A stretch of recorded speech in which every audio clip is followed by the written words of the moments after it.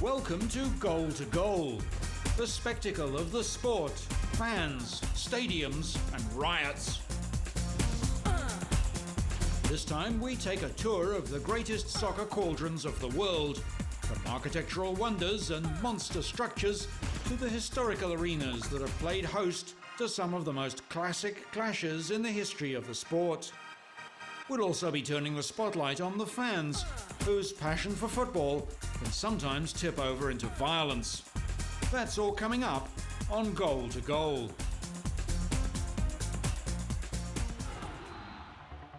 Stadiums. It's easy to overlook the importance of the stages on which the world game is played out on a weekly basis. These giant structures of steel and stone are often taken for granted by the thousands of spectators, players and officials who frequent them. But over the past 100 years, they've played an integral part in the growth of soccer around the globe. These stadiums have come to mean so much more than a place to watch football. For millions of club supporters around the world, local grounds have become spiritual homes. They provide an altar at which devoted fans can worship their anointed team and cheer them on in their noble crusade for sporting supremacy. They are the origin of thousands of memories, the unbelievable wins, the unforgettable defeats, and the insufferable ties. They provide a sanctuary where the worries of the outside world are replaced by rumours of injury and fears of relegation. In this gated community, discrimination is based on the colour of your shirt. In these hallowed halls, villains are made, legends are born, and dreams become reality.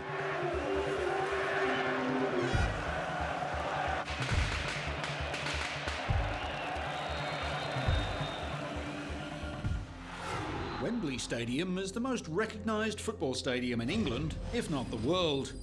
Located in the London borough of Brent, Wembley is the home of the English national team and the major English domestic finals, making it the #1 destination for any aspiring footballer.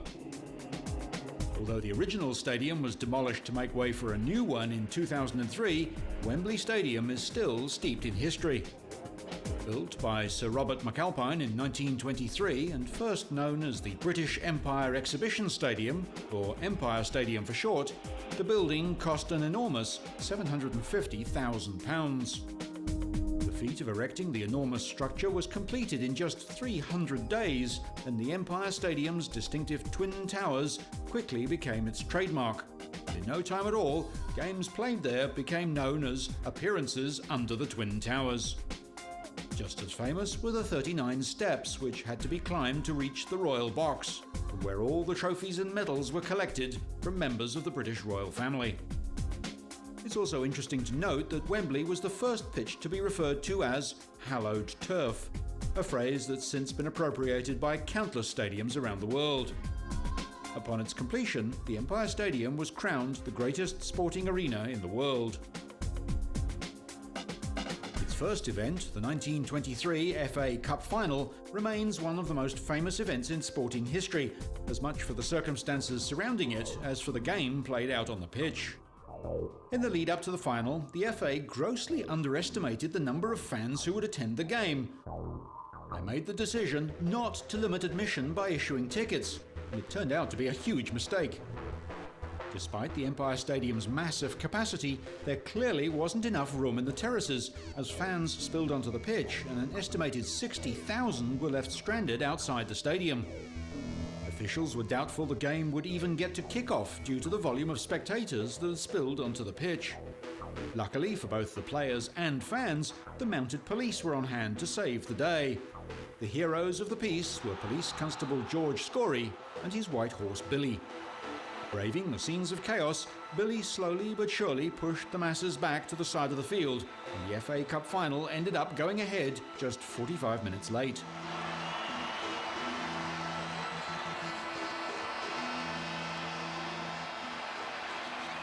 Other great games at Wembley have included the Matthews Final, where in the 1953 FA Cup final, legendary winger Sir Stanley Matthews helped lead his Blackpool side to a memorable victory over Bolton.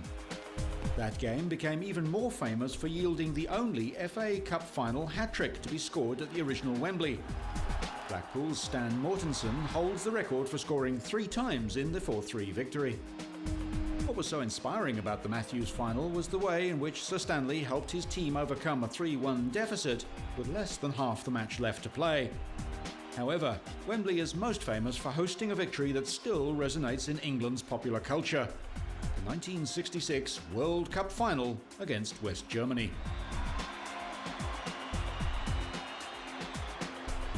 In a nail-biting affair, the home side thrilled the fans by eventually winning the World Cup 4-2 in extra time. That victory marked the first and last time the country's team has triumphed in the World Cup. The great stadium has also hosted numerous other world-class sporting events. In 1948, Wembley was home to the Summer Olympics. It also played host to Gaelic football, rugby union, American football, greyhound racing, speedway, and even the World Wrestling Federation, which drew a sellout crowd of 80,355 people in 1992. With history pouring out of every tunnel, it's no wonder that one of the greatest players ever to grace a soccer pitch is in awe of the Twin Towers. Football immortal Pelé has been quoted as saying that Wembley is the church of football. It is the capital of football and it is the heart of football. But after so many changes, can it remain the heart of the game? In the lead up to its demolition in 2003, many football fans came out in protest, desperate to cling on to the old Wembley Stadium. Comparing Wembley's place in soccer history to that of other London sporting icons, many believed it was to soccer what Wimbledon was to tennis and Lord's was to cricket. Others believed that destroying this once proud stadium would amount to an obliteration of this sacred ground and all the sanctity within it. Despite the fans' best efforts, the march of progress could not be stopped. The job of demolishing the stadium and tearing down the famous Twin Towers fell to an aptly named giant excavating drill called Goliath. However, the Mammoth Stadium had not been without its detractors.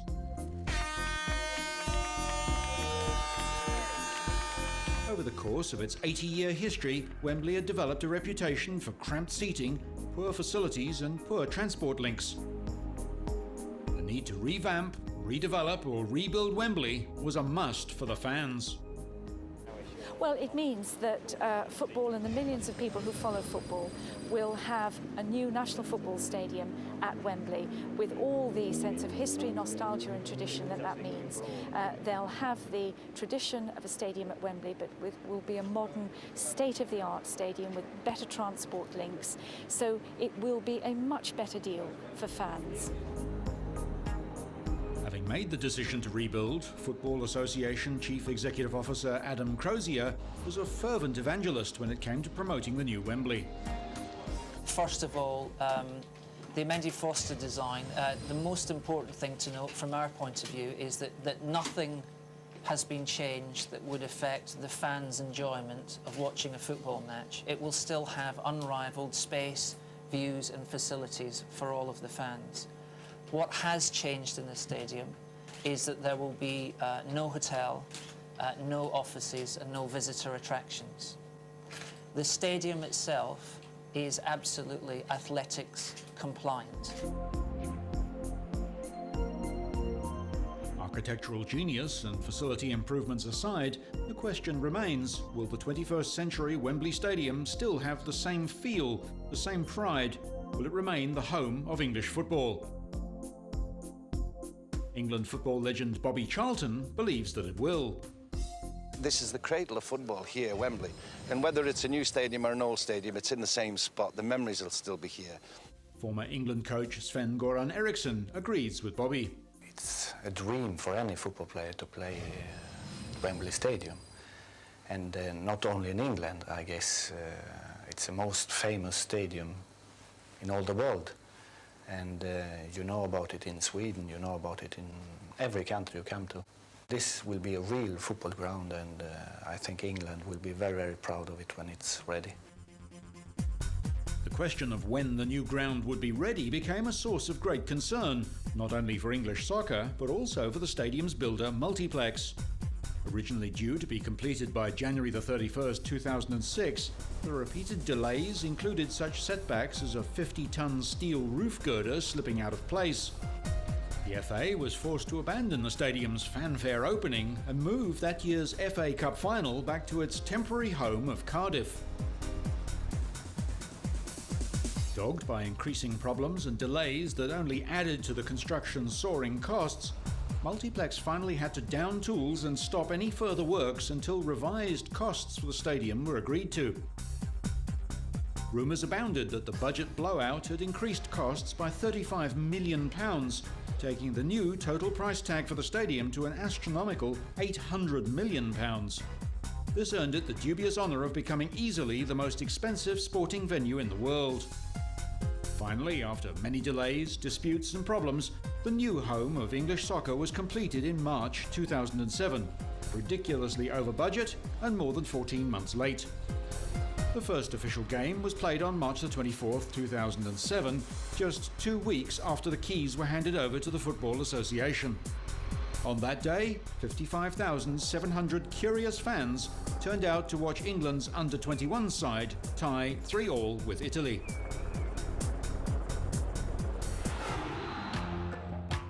Aesthetic and facility front, there's no doubt that she's impressive.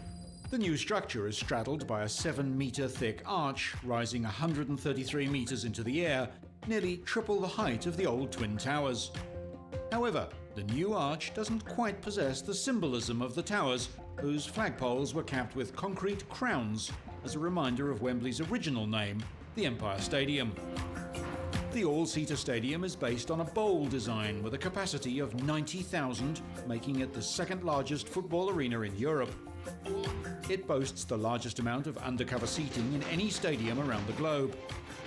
The new 6,350-ton roof covers an area of over 45,000 square metres, over one-third of which is movable and can rise to 52 metres above the pitch. With a span of 317 metres, the arch is the longest single-span roof structure in the world and is 134 metres above the level of the external concourse. Despite its massive size, the arch has been cleverly designed to ensure that, no matter what time of the day it is, no shadow will ever be cast onto the pitch. The spectators' area is separated into 3 tiers of seating, with the lower tier holding 34,000 spectators, the middle one 17,000 and the upper one 40,000. Those who use the bathroom regularly will be pleased to note that the stadium prides itself on offering customers a choice of 2,618 toilet facilities, more than any other venue in the world. At full capacity, this works out at 1 toilet for every 34 fans.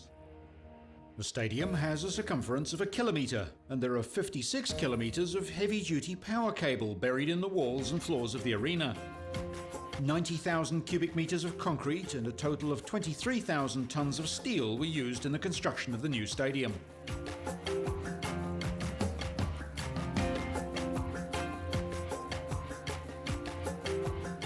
Of course, no matter how well designed the stadium is, it will continue to be surrounded by controversy. The new pitch, which is 4 metres lower than the previous playing field, has come under regular scrutiny since its opening. Many critics have panned the pitch, calling it a pale imitation of the old one. Such criticism gathered momentum when the pitch was found to be in terrible shape after a game between England and Croatia in 2007. Although both sides played on the same surface, the pitch became something of a scapegoat for England's failure to qualify for the UEFA Euro 2008. Despite the understandable teething problems, only time will tell whether the new, improved Wembley will be able to live up to the history-making tradition of its predecessor.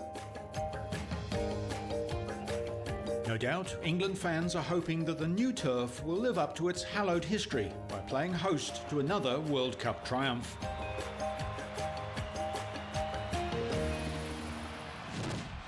Coming up, the most famous club ground in Britain.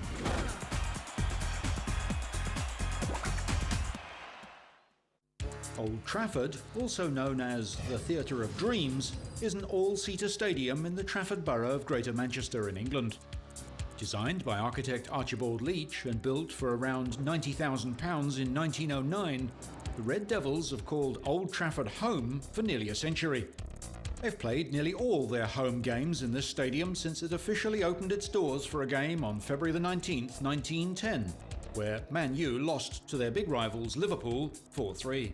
During the Second World War, in March 1941, a German bomb left much of the stadium destroyed, practically wiping out the ground's main terrace.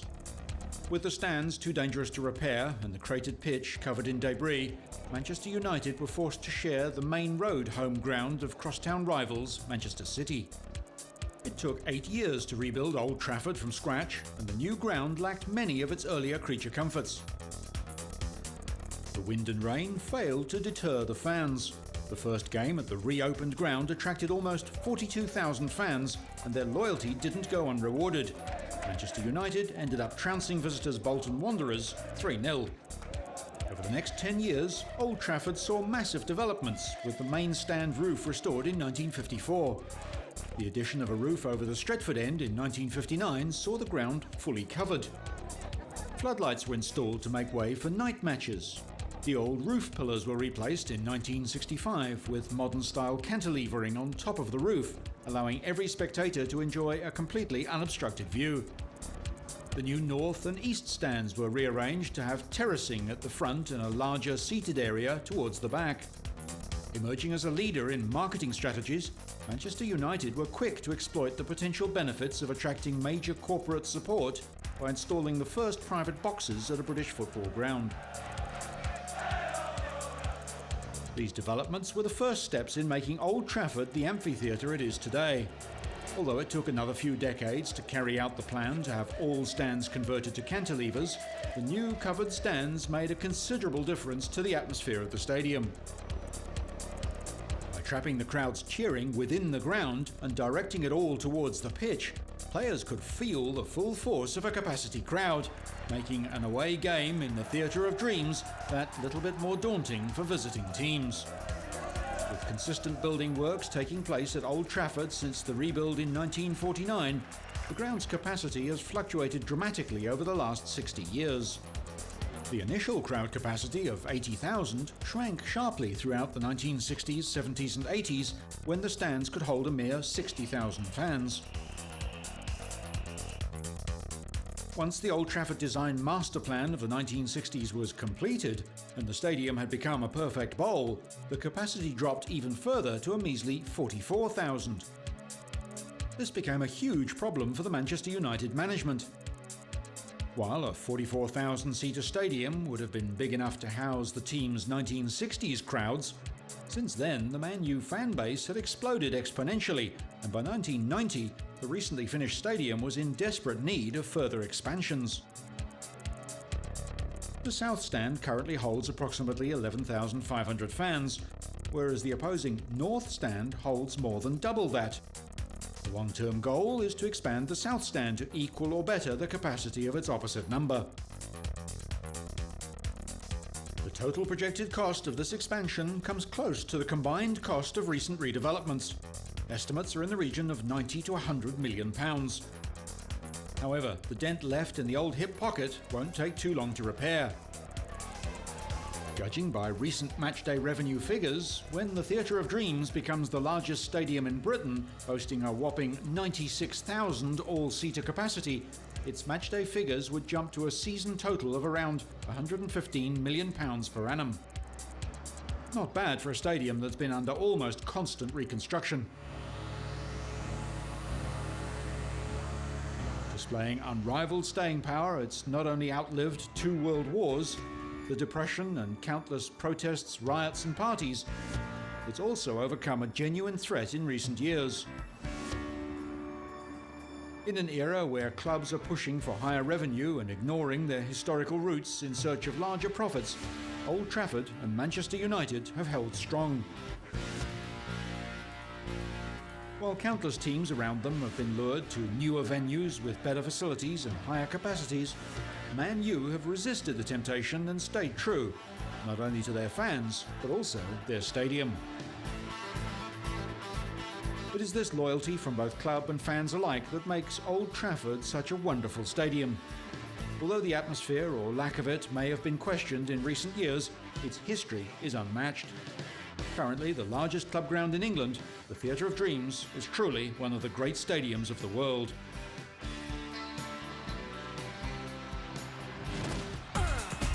Coming up, we check out the stadium that hosted the 2006 FIFA World Cup final. Germany, home to Volkswagen, over 1,500 types of sausage, and some of the most magnificent football stadiums in the world. Allianz Arena, which played host to a number of World Cup games, including the opening match that saw host nation Germany defeat Costa Rica 4-2. Nicknamed Schlauchboot, which translates as blow-up raft, Allianz Arena's changing hue radiates through the night sky to the horizon.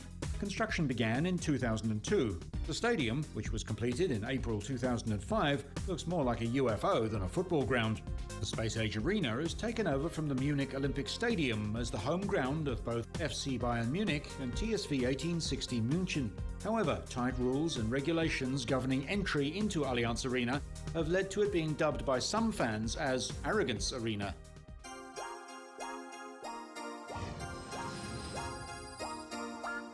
To Munich's north, Hamburg boasts a stadium that has featured in 2 World Cups.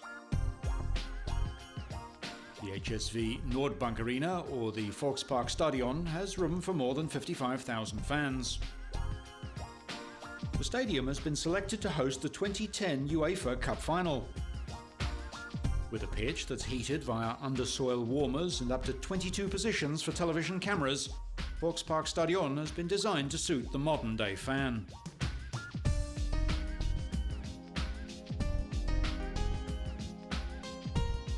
Although not as technologically empowered as Volksparkstadion, the home stadium of Borussia Dortmund has the largest capacity of any stadium in Germany, swallowing up in excess of 80,000 fans on a regular basis. Also known as Signal Iduna Park, Westfalenstadion began construction in 1971 and was opened 3 years later at a cost of 32.7 million Deutschmarks, or $26 million. Plans to construct the new stadium were drawn up in the 1960s, but it wasn't until Cologne withdrew as host stadium for the 1974 FIFA World Cup that Borussia Dortmund was allocated funds to build their much-needed new stadium. However, architects and planners had to keep an eye on the costs due to a tight budget. The original budget of 60 million Deutschmarks had been cut in half, and plans for an oval stadium featuring athletic facilities were quickly altered to the rectangular stadium we see today. Westfalenstadion's south stand holds over 25,000 standing fans and is one of the most adaptable structures in the world. The standing room can quickly be transformed into a seating area within 2 days. Just like the Volksparkstadion, the Gelsenkirchen Stadium features a few luxuries that other stadiums around the world can only dream of. With a UEFA 5-star rating, the park in Germany's west was purpose-built for the 2006 FIFA World Cup, and supporters of the new ground claim it's the benchmark for football stadiums of the future. Its limited capacity of just under 54,000 for international matches makes it just over half the size of Wembley, but what it lacks in size, it easily makes up for in style. The Teflon-coated fiberglass roof spans the entire stadium and is completely retractable, giving stadium management full control over the weather conditions. Hanging 25 metres over the centre of the pitch are 4 video screens, each with a surface area of 35 square metres. The centrally suspended scoreboard, similar to those found inside ice hockey and basketball arenas, was the first of its kind installed in a football stadium. Since then, other grounds around the world have followed suit.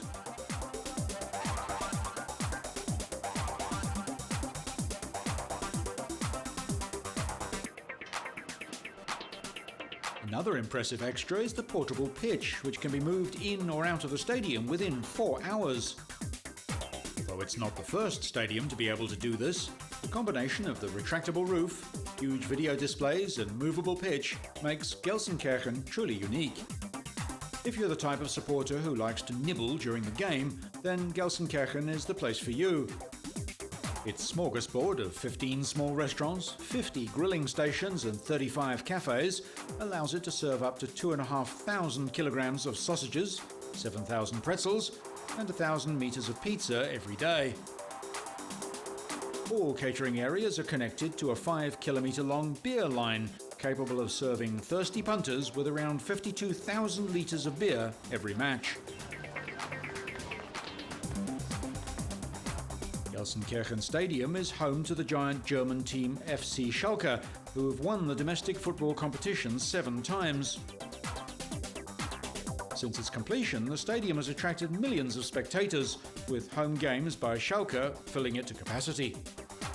Praised by former FIFA president Sepp Blatter, Gelsenkirchen Stadium is one of the most advanced in Europe, and surrounded by a town of nearly 280,000 football-crazed residents, the stadium is one of the world's best.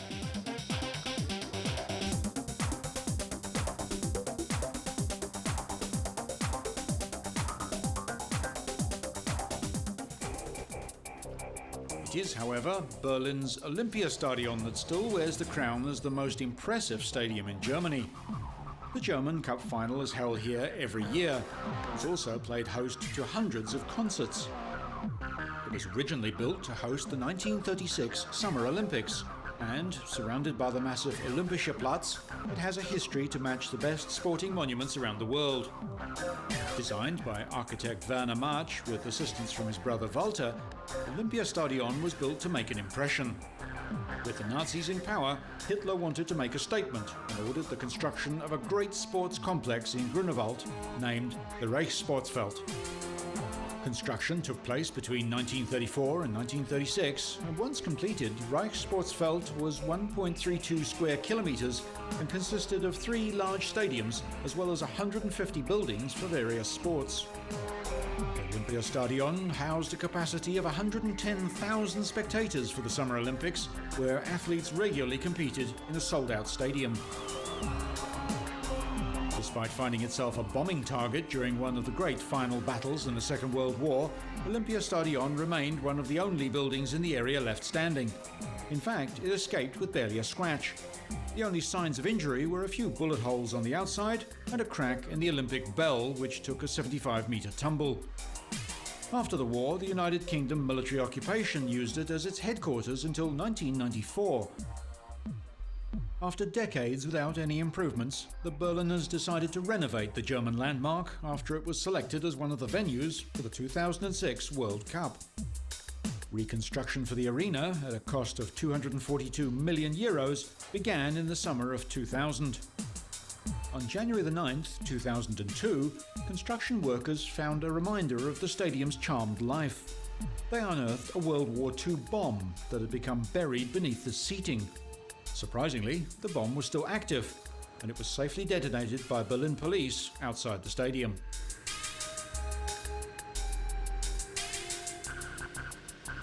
The new Olympic Stadium has a capacity of 76,000, making it the second largest in Germany behind Dortmund's Westfalenstadion. The roof towers 68 meters over the seats and is made of transparent panels that allow sunlight to stream in during the day. The roof covers a total of 37,000 square meters and covers almost all the seating, ensuring that the fans are in complete comfort at all times. With 20 roof-supporting columns carrying a weight of 3,500 tons of steel, this megastructure was an integral part of the renovations. To create a more intimate atmosphere for football games, the pitch was lowered by 2.65 meters, with approximately 90,000 cubic meters of sand being excavated. The lower tier of the stadium was demolished and rebuilt to create a different angle of inclination. Equipped with the latest technology in artificial illumination and sound equipment, Olympiastadion has leapt into the 21st century. It has 113 VIP stands, a set of restaurants and 2 underground garages. The importance of Olympiastadion as a historical monument was also considered during redevelopment, and much like the new Wembley, it met with its detractors. Some believed that the old stadium should have been torn down completely, while others wanted to see the monument slowly crumble like the Colosseum in Rome. In the end, much care was taken to preserve the natural stone blocks. Although the interior has changed completely, the shell and exterior of the stadium has remained the same. Over 50,000 people watched the Berlin Stadium's opening ceremony. The new VIP and business areas also ensure that this becomes a shining example of how to blend the past with the future. The first test of all the hard work was Olympiastadion's opportunity to host the World Cup final on July the 6th, 2006.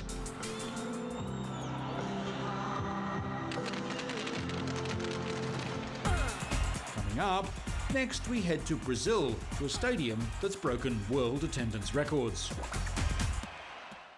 Welcome to Rio, the home of more than 11 million Brazilians who love to dance, party, and of course, play and watch soccer.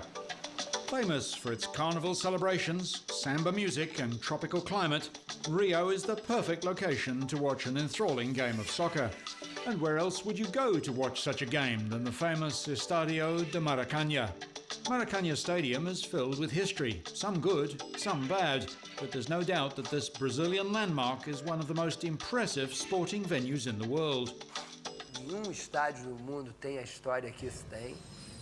Esse estádio aqui é No stadium in the world has more history than this one.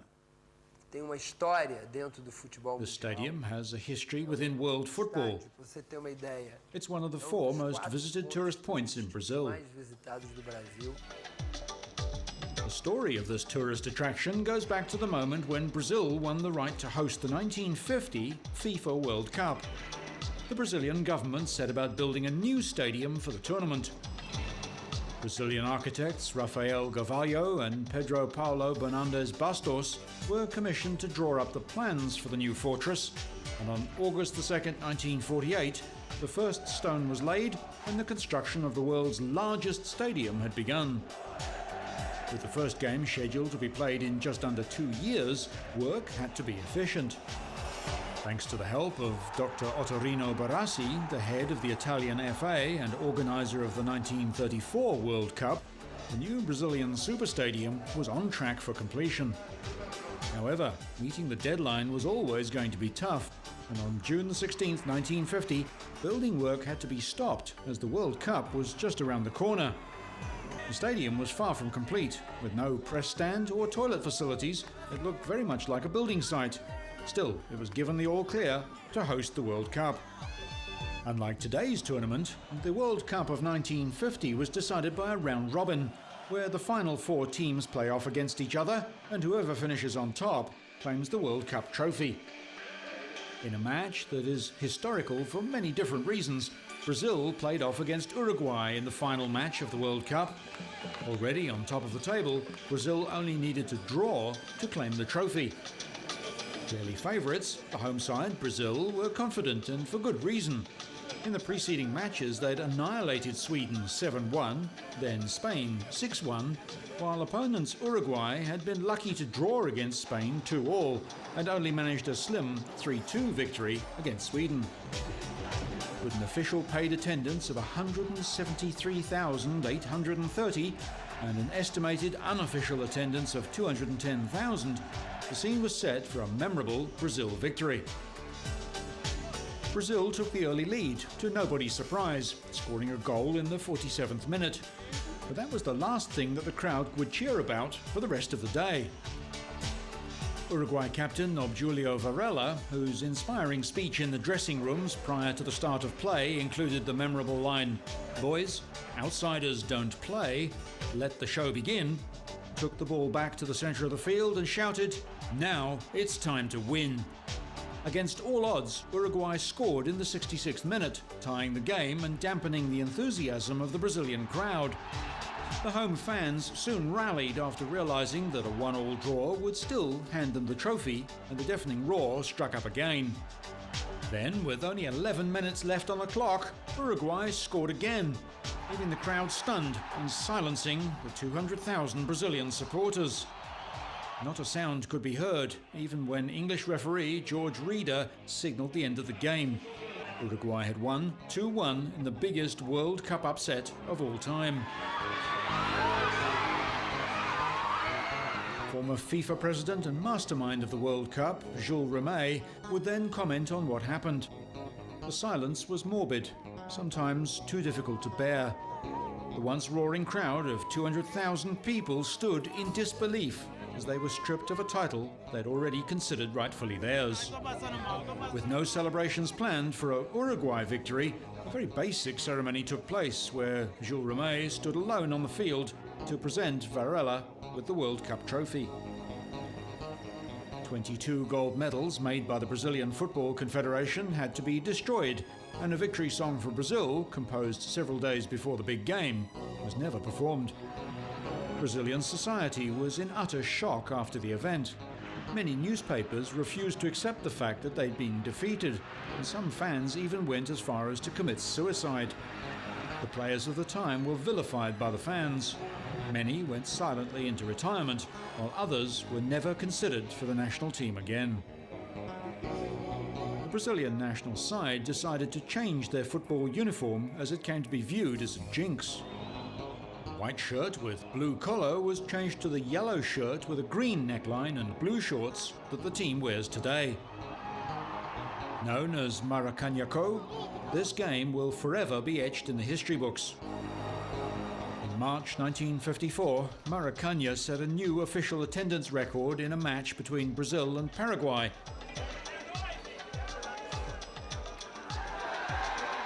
Finally, 17 years after construction began, the stadium was finished in 1965.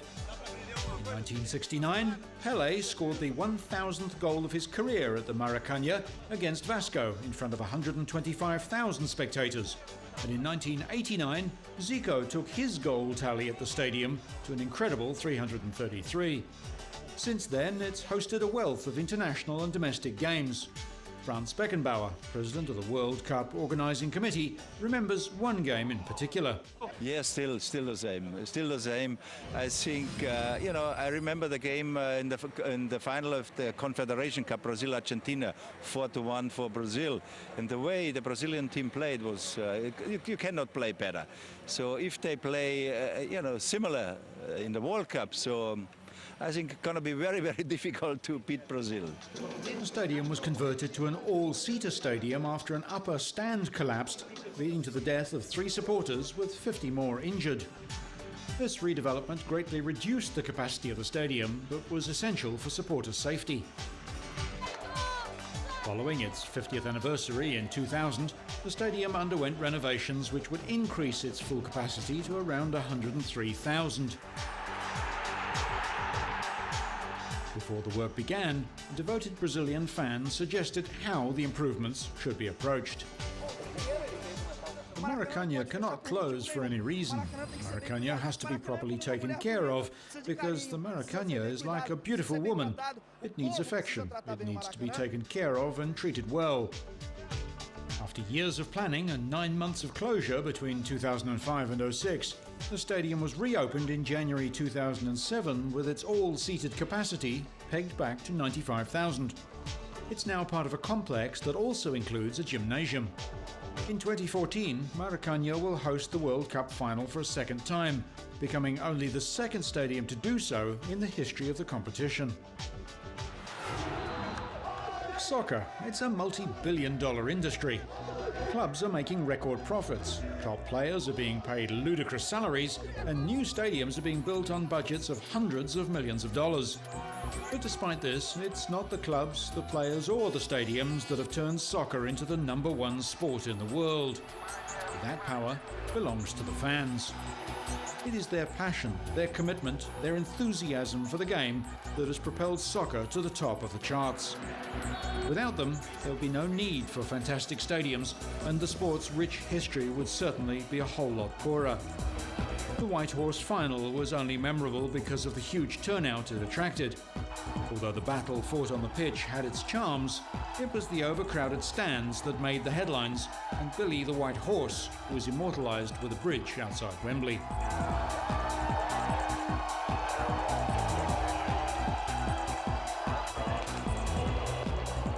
Sure, the 1950 World Cup final was a huge upset, and Uruguay did extremely well to defy the odds and overcome Brazil.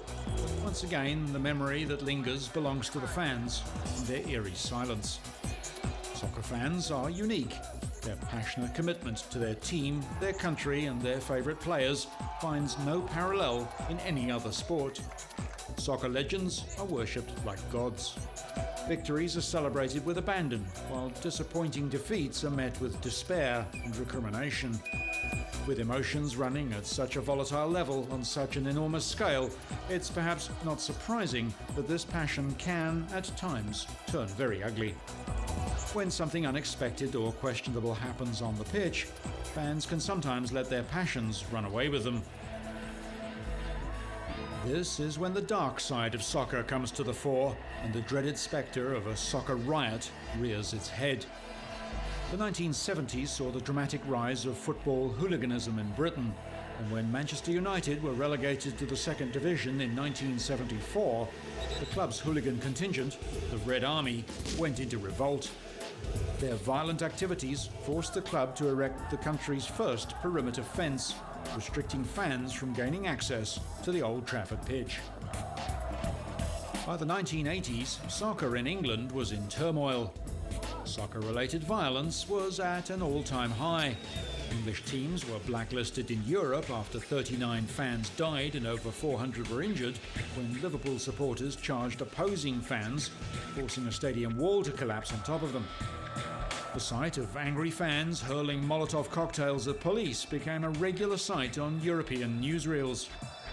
Although such violence can sometimes be labelled as spontaneous, the majority of the time it is planned by organised groups called firms. A firm is a gang formed by supporters of a particular club. They organise fights with other firms of rival teams, which sometimes take place immediately before or after football matches, often at pre-arranged locations away from stadiums in order to avoid the police.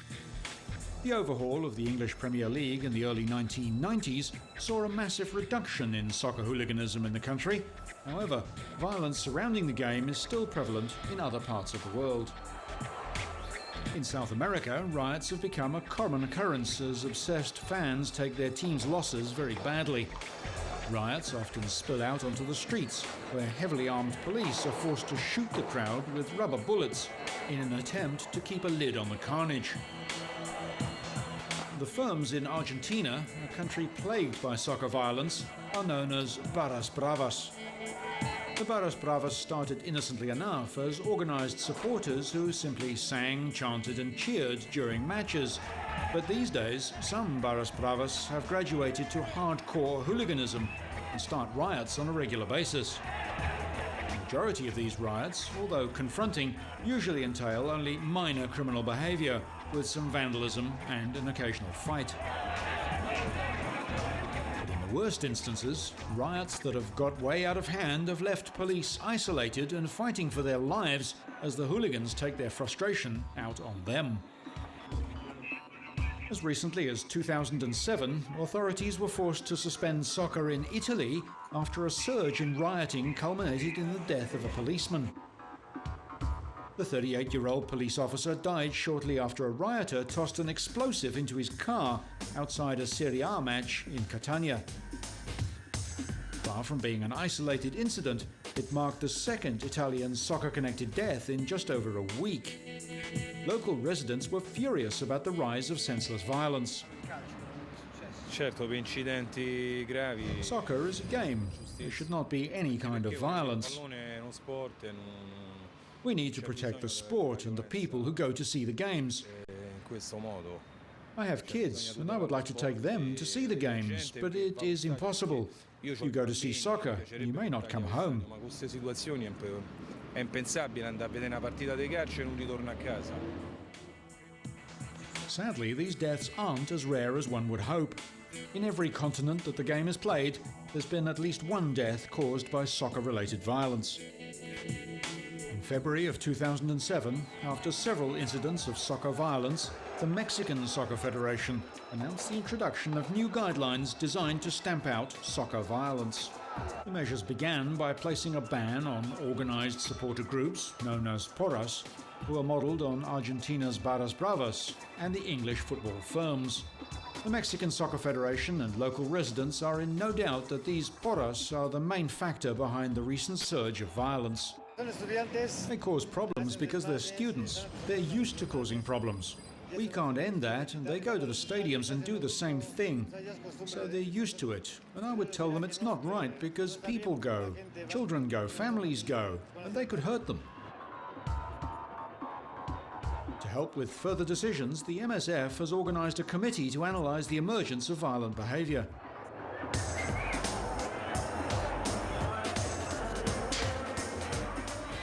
Lo que se determinó es precisamente generar un grupo de expertos. We decided to generate a group of experts to analyse the phenomenon and to be able to build a context in which alternative or additional measures would allow us to reach the objective that soccer must be a family event, a safe event. Que es que el fútbol debe de ser un espectáculo familiar y un espectáculo seguro. Over in Turkey, there was no sign of family-friendly fun at a soccer match in the city of Izmir on August the 5th, 2003. One soccer fan was killed and 50 injured when rival supporters clashed before and during a match in western Turkey. The trouble flared at a game ironically billed as the Aegean Friendship Cup between the city's rival second division clubs, Karşıyaka and Göztepe. The Anatolian news agency said a 23-year-old Karşıyaka fan died in hospital after being stabbed. Police detained 5 people and 8 police officers were among the 50 injured. Unfortunately, violence is frequent among passionate Turkish fans, and the police regularly confiscate weapons ranging from lighters to kebab cleavers. In 2000, 2 Leeds United soccer fans were murdered in Istanbul before a UEFA Cup match. The increased police presence at games since then has done little to quell the violence. Turkish fans are also blamed for the eruption of violence at a UEFA Cup final in Copenhagen between Arsenal and Galatasaray that saw 64 rioters arrested. It's so firmly entrenched within the culture of soccer across the globe that it's difficult to imagine that hooliganism will ever totally disappear from the game. The sense of passion, pride and honour that fans invest in their favourite side are the very same emotions that can trigger violence, but that doesn't make it acceptable. With more and more families attending soccer games and thousands of new supporters joining the ranks of soccer fans every day, it's important that clubs and governments work together in their commitment to stamp out this ugly side of a sport that is less like a game than it is a religion.